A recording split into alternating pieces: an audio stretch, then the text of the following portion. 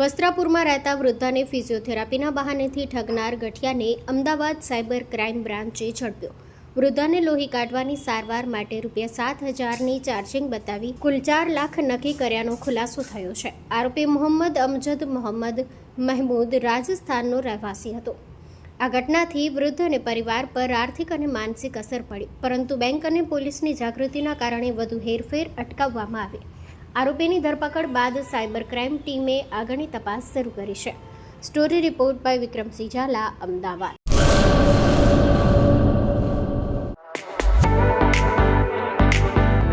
Dharmasut Suzuki,